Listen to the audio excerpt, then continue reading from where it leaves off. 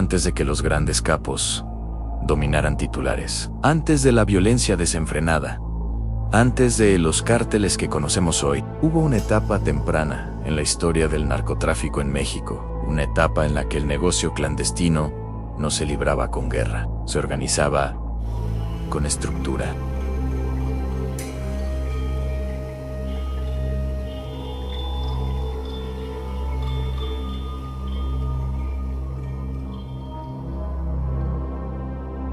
Para entender cómo empezó todo, debemos retroceder a la primera mitad del siglo XX. México estaba transformándose social y políticamente. Las ciudades crecían, los mercados se expandían y ciertas sustancias prohibidas, en algunos lados, comenzaban a circular con mayor frecuencia.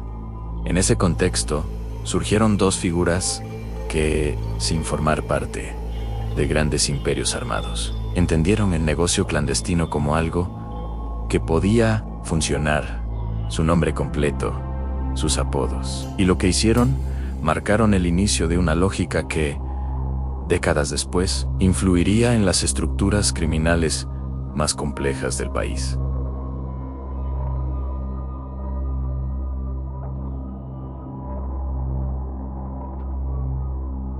Su nombre completo era Ignacia Jasso, más conocida por su apodo, La Nacha.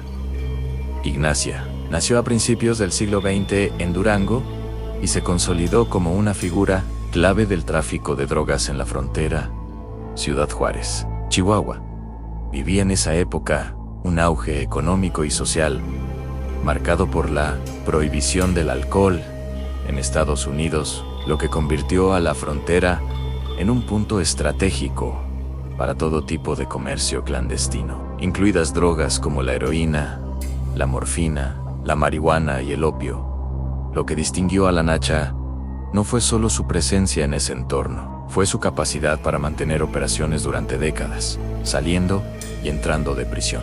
Sin desaparecer del mapa, su estructura de operación dependía, en gran medida, del conocimiento del terreno, de relaciones políticas y policiales, y de la habilidad para mantener un negocio estable sin llamar la atención de forma permanente en ese momento.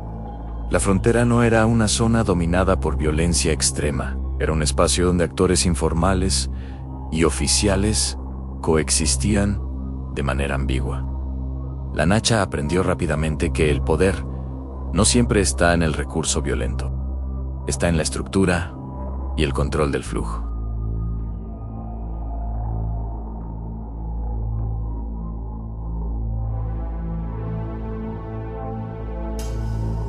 En el corazón de la Ciudad de México, otra mujer vivía una historia paralela. Su nombre era María Dolores Esteves Zuleta, pero la prensa de la época la conocería como Lola la Chata.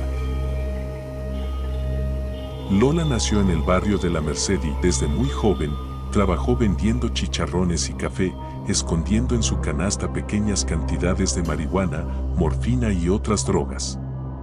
A los 13 años ya se relacionaba con el tráfico de sustancias ilícitas a nivel básico, lo cual la introdujo al negocio del narcomenudeo. Más adelante, un vínculo con personas que conocían bien el contrabando la llevó a Ciudad Juárez, donde aprendió sobre la dinámica transfronteriza y las redes de distribución más complejas. Al regresar a la capital, Lola estableció su propio puesto en la calle de San Simón, utilizando la venta de comida como fachada para una red que expandió su alcance tanto dentro como fuera de prisión durante casi 3 décadas. A diferencia de lo que ocurriría muchos años después, su poder no dependió de violencia armada extrema, sino de la capacidad de mantener control sobre la distribución, de manejar contactos políticos y policiales, y de adaptarse frente a las presiones judiciales.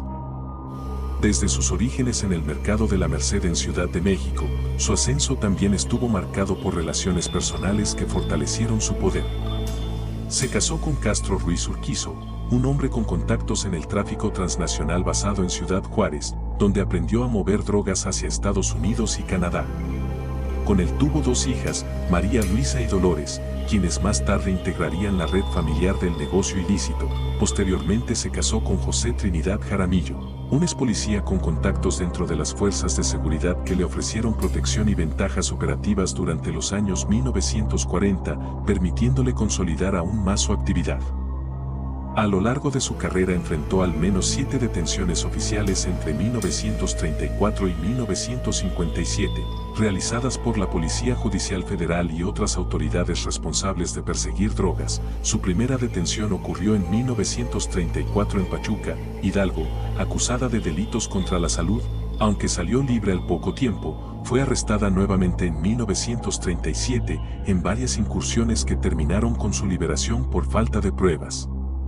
En 1940 fue detenida y liberada tras pagar una multa. En 1945, durante el sexenio de Ávila Camacho, fue capturada por mandato presidencial contra los traficantes de drogas y enviada a las Islas Marías, un penal federal de alta seguridad.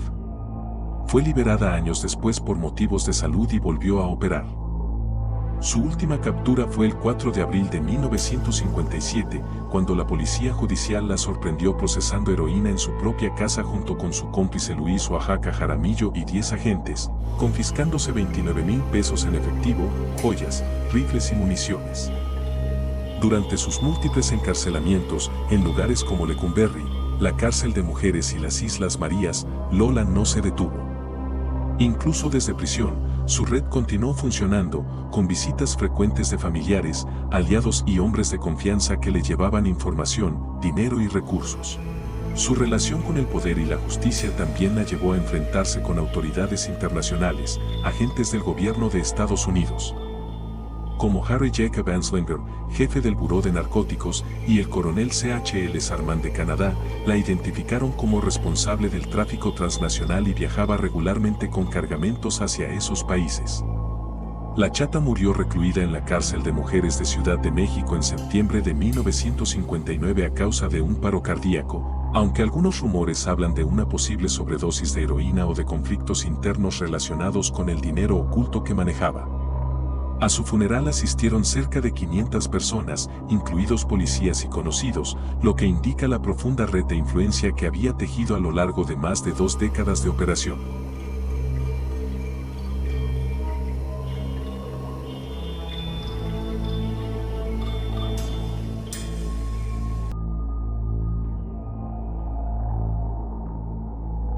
Aunque operaban en lugares distintos, la Nacha y Lola la Chata compartieron algo profundo: no dominaron con violencia, crearon estructuras que sostenían el negocio. Las rutas eran distintas, los mercados eran distintos, pero la lógica era la misma: mantener el negocio funcionando, evitar confrontaciones que llamaran la atención, tejer relaciones con autoridades locales. Usar sobornos o influencias en lugar de enfrentamientos, en un mundo en el que las drogas estaban empezando a prohibirse o a criminalizarse. Ellas encontraron la forma de transformar esa prohibición en una oportunidad estructurada.